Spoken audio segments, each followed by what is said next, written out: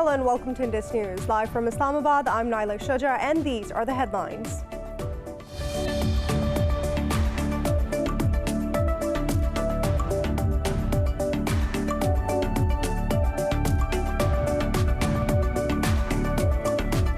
Pakistan says India is instigating sectarian terrorism in the country. Prime Minister Imran Khan said this at a ceremony in Islamabad. Khan said that the recent attack on the ethnic Hazara community in Mach was a part of an Indian plot. He said Pakistan's intelligence agencies have foiled many terror attempts in the past.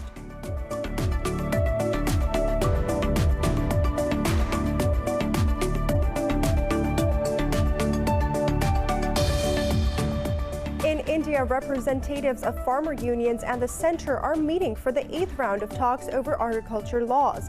Earlier, the agitated farmers took out tractor rallies to press their demands for rollback of the reforms. But the centre asserted that it is ready to consider any proposal other than their withdrawal. In the dead of winter, farmers have camped against the laws on Delhi border for over a month.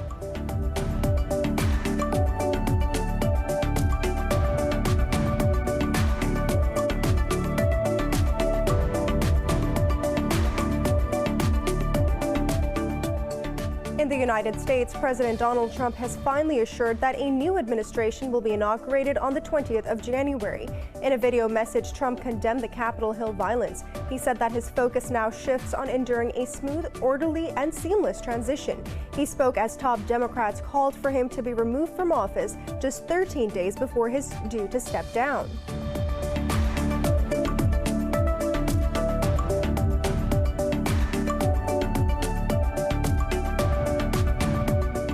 China says the United States is playing with fire by sending a United Nations envoy to Taiwan next week. In a statement, China's mission to the United Nations said the United States will pay a heavy price for its provocations. It called on Washington to stop creating new difficulties for U.S.-China relations.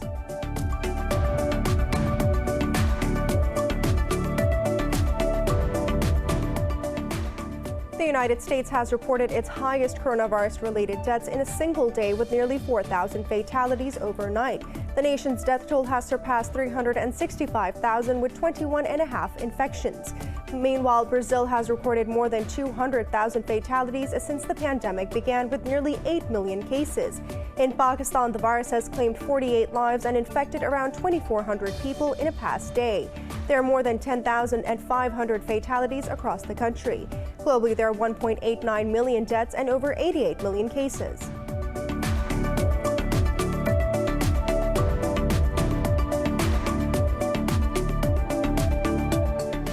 In the National Basketball Association, San Antonio Spurs beat reigning champions Lakers 118-109. LaMarcus Aldridge scored 28 points to lead the Spurs to victory.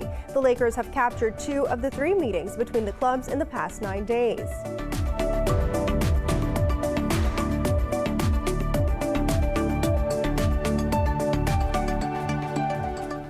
For more news and details, stay tuned. We'll be right back after a short break.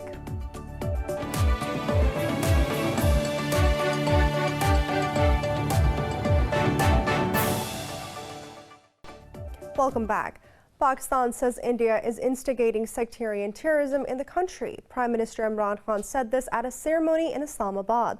Khan said that the recent attack on the ethnic Hazara community in Mach Coalfield was a part of an Indian plot. The premier asserted that India is trying its best to spread chaos in Pakistan. He said Pakistan's intelligence agencies have foiled many terror attempts in the past. Earlier, 11 coal miners belonging to the minority community were shot dead by unidentified attackers in Balochistan. In India, representatives of farmer unions and the centre are meeting for the 8th round of talks over contentious agricultural laws. The talks will be held between a ministerial committee and representatives of farm organizations. Earlier, tens of thousands of agitating farmers took out tractor rallies to press their demand for rollback of the reforms. But the centre asserted that it is ready to consider any proposal other than their reappeal. With 7 rounds of failed talks, the farmers have been camping against the laws on Delhi border for over a month. United States President Donald Trump has finally assured that a new administration will be inaugurated on the 20th of January. In a video message, Trump condemned the Capitol Hill violence. He said that his focus now shifts on ensuring a smooth, orderly, and seamless transition.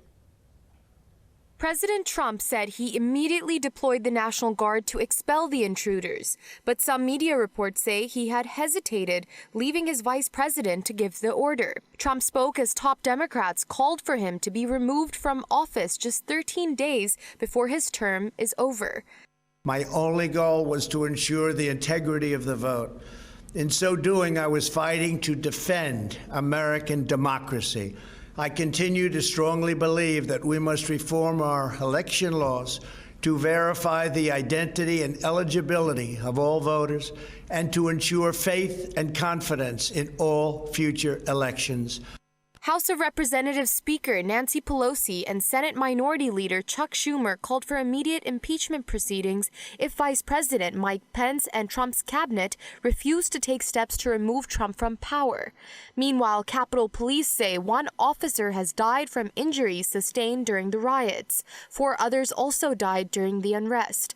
Capitol Police Chief Stephen Sund has announced his resignation over unpreparedness to deal with the invasion. China says the United States is playing with fire by sending a United Nations envoy to Taiwan next week. In a statement, China's mission to the United Nations said the United States will pay a heavy price for its provocations. It said the Taiwan question concerns China's sovereignty, territorial integrity, and core interests. The United Nations mission said that Beijing opposes any form of official contacts between Washington and Taipei. Strongly opposing the visit, Beijing called on Washington to stop creating new difficulties for the U.S.-Sino relations. The two are at odds over a range of issues, including the COVID-19 pandemic, Hong Kong, and the South China Sea. Iran says it can enrich uranium up to 90% of purity, owing to its scientific achievements. A spokesperson for Iran's Atomic Energy Organization said Tehran can enrich the metal above 20% if needed. Iran recently announced that it was refining uranium to 20% purity. This was the biggest break yet from its commitments under a 2015 nuclear deal struck with world powers.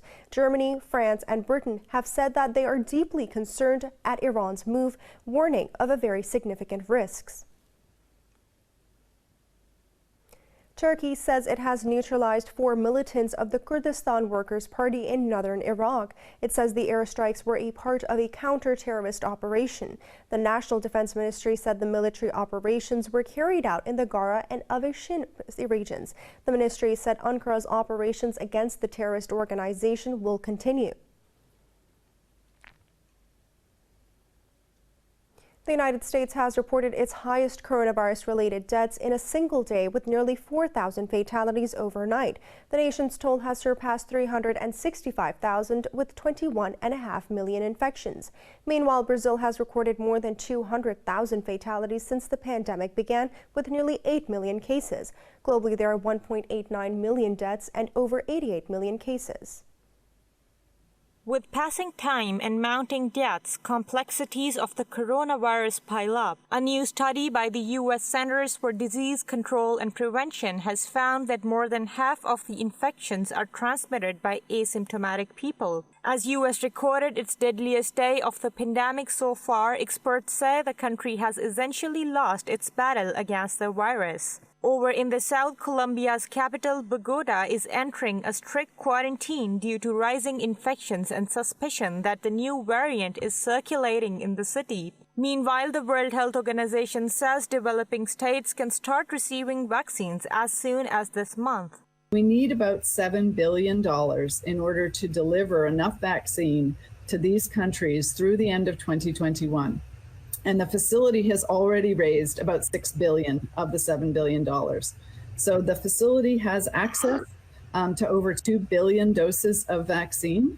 And we will start to deliver those vaccines probably by the end of January. And if not, then certainly by early February and mid-February. So The organization's European branch says the new variant called B117 is currently present in 22 Euro states. UK PM Boris Johnson says almost 1.5 million people have been vaccinated as he vows to inoculate the most vulnerable people by mid-February. France says it will keep restrictions imposed for an indefinite period as the country prepares for its vaccination program. Meanwhile, Spain has now become the fourth Western European state to pass 2 million COVID-19 cases. The total of confirmed cases reported by the autonomous regions via the monitoring system passes today 2 million cases. Since last Tuesday, the 5th, 42,360 new cases. Around 6,500 cases were reported yesterday, as you can see in the charts, and the rest are from the previous days. The cumulative cases per 100,000 people in the last 14 days in Spain are 321. As you can see, it has grown since our last report on Tuesday. As Japan battles a severe third wave, the Prime Minister has declared a state of emergency in the capital, Tokyo. Meanwhile, China restricted people in Hebei province from leaving the city. Over in Australia, Queensland has enforced a 3-day lockdown after a hotel worker tested positive for the more contagious new strain. In Pakistan, 48 people have lost their lives to COVID-19 over the past 24 hours. This takes the country's death toll to over 10,558. The health ministry reported 2,435 new infections overnight. There are more than 33,000 active cases in the country at the moment. Out of over 497,000 countrywide cases, more than 453,000 people have recovered. The ministry said nearly 223,000 cases have been detected in the province of Sindh, while the Punjab has reported more than 143,000 cases. In the capital, Islamabad, over 38,000 have been infected so far. Bahrain has conferred its top military award on Pakistan's Army Chief General Qamar Javed Bajwa. The Pakistan military says Bajwa received the Order of Bahrain from Crown Prince Salman bin Hamad during his visit to Bahrain. In a statement, the Army's media wing said that the Army chief was awarded for his significant contributions to defense cooperation. It said Bajwa, who also witnessed the closing ceremony of Pak-Bahrain joint military exercise Al-Badr 5 at Camp Sahir Camp. Addressing the ceremony, General Bajwa said the exercise signifies the joint efforts of both nations against terrorism.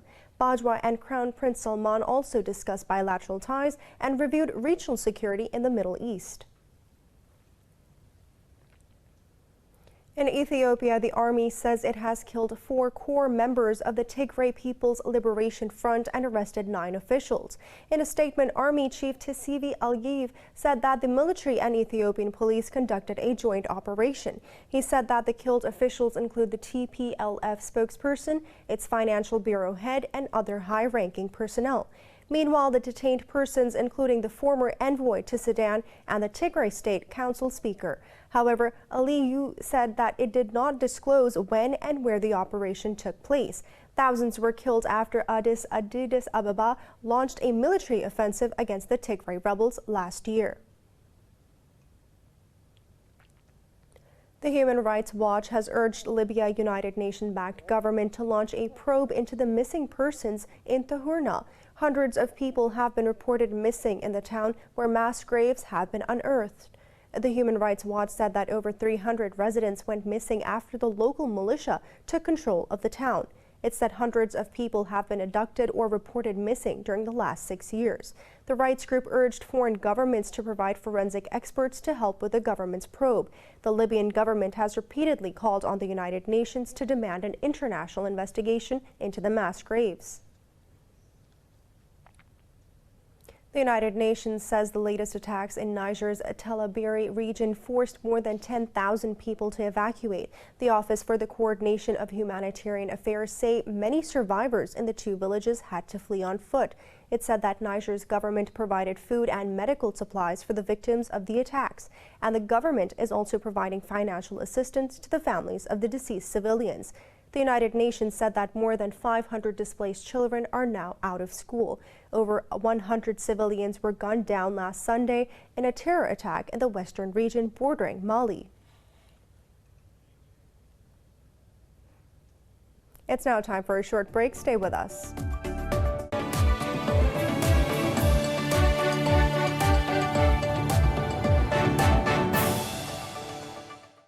Welcome back. Canada has rejected Iran's offer of $150,000 for the families of the victims of a Ukrainian airliner that was shot down 1 year ago.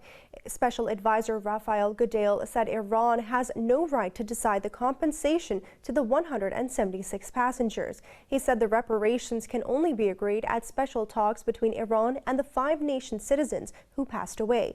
Goodale added that the damages are more than just compensation, and Tehran has great responsibilities for justice, transparency, and accountability. Tehran shot down a Ukrainian plane on January 9th last year, misidentifying it as an incoming U.S. attack. The crash killed 55 Canadian citizens, 30 permanent residents, and passengers from the Ukraine, United Kingdom, Afghanistan, and Sweden. In South Korea, a court has ordered Japan to pay over $91,000 to each 12 Korean victims of sex slavery during the World War II. The landmark ruling is likely to aggravate the already chilly relations between Washington's 2 key allies in Asia. It said the evidence and testimonies show the victims suffered from extreme mental and physical pain due to Japanese troops. The government records show that out of over 200,000 victims, only 16 are still alive and await justice. The Japanese government said that a Korean court had no jurisdiction over Japan and that it would never accept the order. In the United States, airplane manufacturer Boeing has agreed to pay more than $2.5 billion to settle criminal charges related to the 737 MAX scandal. In a statement, the Justice Department said that the company admitted to 1 count of conspiracy to defraud the United States. It will face no further charges from the United States Department of Justice. Acting Assistant Attorney General David Byrne said Boeing chose the path of profit over candor by concealing information. The company will pay $500 million to crash victim beneficiaries. Facebook and Instagram will bar U.S. President Donald Trump from posting until the inauguration of President-elect Joe Biden. The move comes after President's supporters violently stormed Capitol Hill in Washington. In a statement, Facebook CEO Mark Zuckerberg described the risk of allowing Trump to use the platform too great. He said that the president had used the platforms to incite violent insurrection against democratically elected government. Zuckerberg says Trump's account could remain locked indefinitely, while Twitter has allowed Trump to tweet again after suspending his account for 12 hours. Tesla and SpaceX entrepreneur Elon Musk has become the world's richest person, with his net worth crossing $185 billion. Musk was pushed into the top slot after his electric car company's share price skyrocketed. He sat at the top of the spot from Amazon founder Jeff Bezos, who had it held since 2017. Tesla has surged in the value this year and hit a market value of $700 billion for the first time. Musk's fortunes have been buoyed by the U.S. politics, where the Democrats will have control over the Senate in the forthcoming session.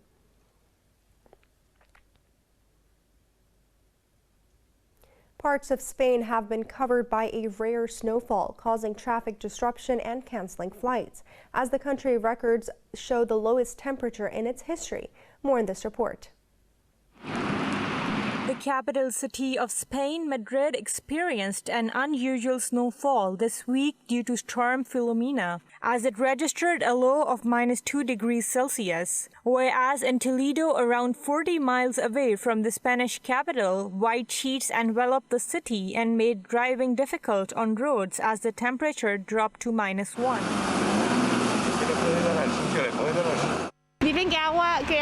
They say that snowy years are prosperous years. We will see if this is true. Cold front blowing in from the Atlantic Ocean blasted snow and icy rains, pending the temperatures to -34.1 Celsius in the Spanish Pyrenees. Spain's weather agency says this was the lowest temperature ever recorded on the Iberian Peninsula. It says the freezing weather is likely to remain through Sunday. It is a little bit messy. They've put salt on it, but sometimes it slips a little bit. But it's very nice at least.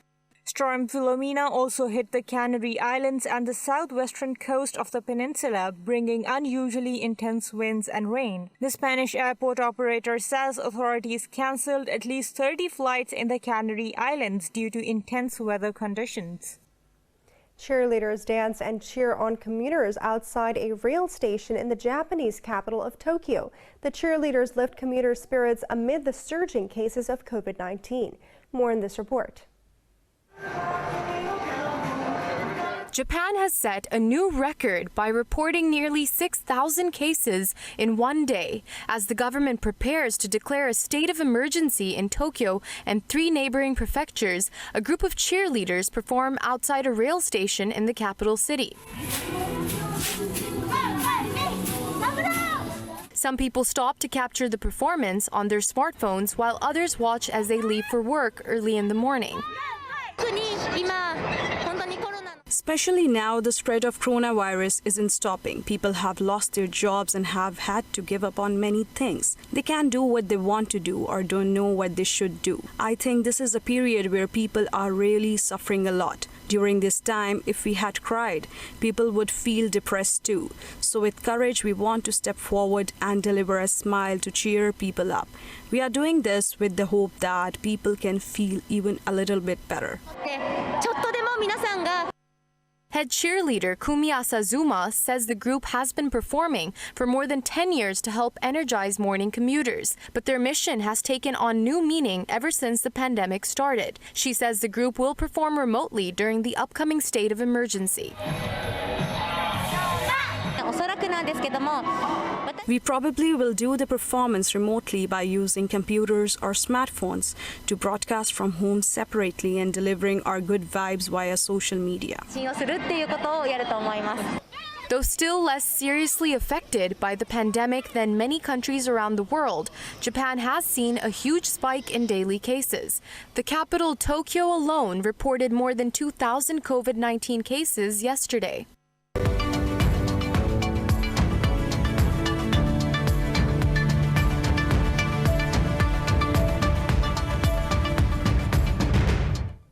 European stocks are trading higher as investors anticipate greater fiscal support from the incoming Democratic government in the United States. The Pan-European Stock 600 has risen over 0.5%, with travel and leisure stocks adding over 2.5%. London's FTSE 100 has gained marginally, while Italy's FTSE MIB and Frankfurt's DAX have added nearly 1%. The CAC 40 in Paris has edged up more than 0.5%. Earlier, most Asian bourses traded higher except for mainland Chinese shares.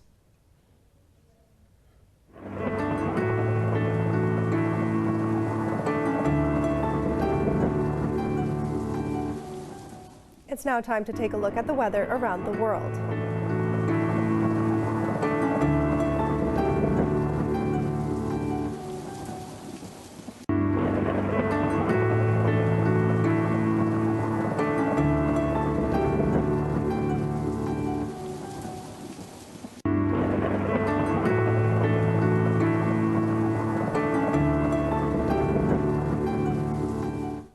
For the latest news updates, you can follow us on our social media at Indus.news.